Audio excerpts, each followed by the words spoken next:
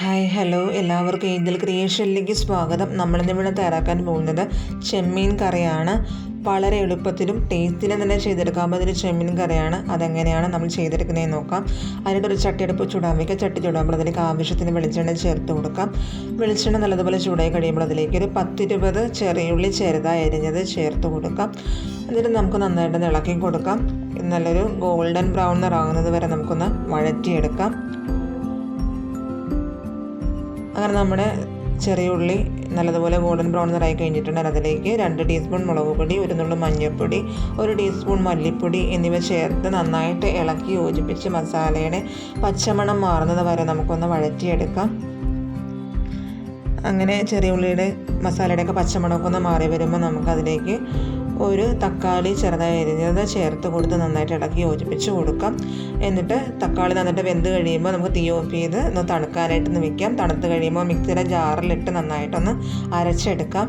ഇനി നമുക്ക് മറ്റൊരു പാനടുപ്പ് ചൂടാൻ വയ്ക്കാം. പാൻ ചൂടാകുമ്പോൾ അതിലേക്ക് ആവശ്യത്തിന് വെളിച്ചെണ്ണ ചൂടാകുമ്പോൾ 1 ടീസ്പൂൺ കടുകിട്ട് നന്നായിട്ട് പൊട്ടിച്ചെടുത്തതിന് ശേഷം അതിലേക്ക് ഒരു ചെറിയ കഷ്ണം ഇഞ്ചി ചെറുതായി അരിഞ്ഞത്, 4 അല്ലി വെളുത്തുള്ളി ചെറുതായി അരിഞ്ഞത് ചേർത്ത് കൊടുക്കുക. ഒപ്പം തന്നെ നമുക്ക് ഒരു തണ്ട് കറിവേപ്പിലയും ചേർത്ത് നന്നായിട്ട് ഇളക്കി യോജിപ്പിച്ച് ഇതൊക്കെ നല്ലതുപോലെ ഒന്ന് എണ്ണയിലൊന്ന് മൂപ്പിച്ചെടുക്കാം.